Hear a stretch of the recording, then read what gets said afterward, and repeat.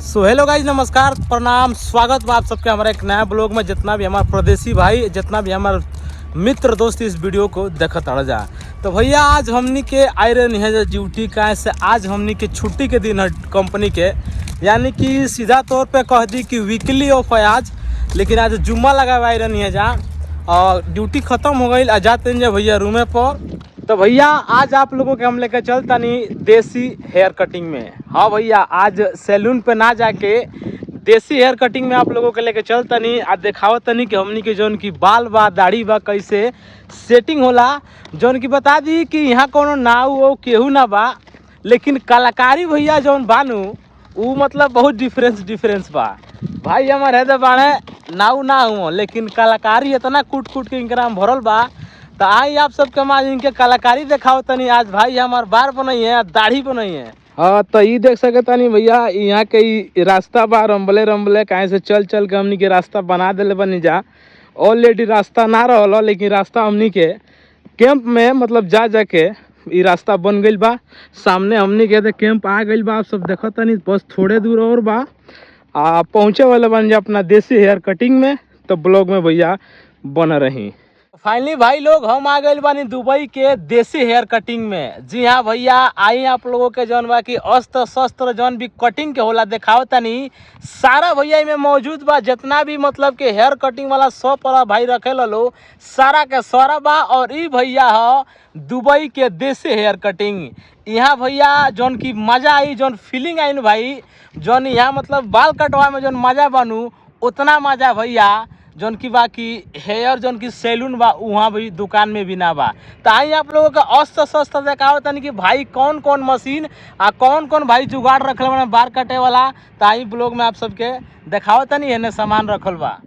तो ई है भैया देख सकतानी आप भाई के जौन की औजार बा बाल काटे वाला अस्त्र शस्त्र। आप सब देख सकतानी तीन गो मशीन, इरीम क्रीम ओकरी बाद से टिश्यू पेपर जौन की ब्रश वगैरह जितना भी मतलब बा मटेरियल भाई एगो जौन दुकान में रहेला सारा का सारा भाई रखले बड़े। आप सब देख सकतानी। और ई है भैया जौन बा की ऊ है कुर्सी। और ई भाई जौन बा की देसी हेयर कटिंग है दुबई के। आप सब देख सकतानी।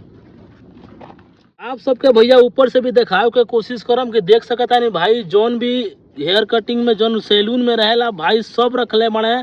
कोनो अगर कमी भाई आप लोग में देखता तो वीडियो में कमेंट जरूर करे के बा। बाकी भाई लोग देखी कि बाल कैसे कटाता बैठता नहीं भैया। ई है भाई लग्जरी एकदम स्टूल जौन की कुर्सी जो कि मतलब एक अलग फीलिंग है पर बैठे में। तो चलिए आप सबके हम दिखावता नहीं कैसे हमार बाल कटाता। हाँ तो भैया देख सकता नहीं एकदम तैयारी बना गई बाने बाल कटिंग वाला। भाई है काट बांध दिले बने। अब चलत जा बाल कटे। अब देखत जा आप लोग का फाइनल लुक। तो भाई ब्लॉग में पूरा बना रहिए जा, ब्लॉग के खत्म मतलब वीडियो के स्किप मत करिए जा। और फाइनली भाई आप लोगों को लुक दिखाए में बार हमारे देख सकता जा कि इतना जौन बा की बढ़ गई बा। आज 1-1.5 महीना बाद भाई काटत रहन, पहले 1-1.5 महीना पहले ये कटले रहन।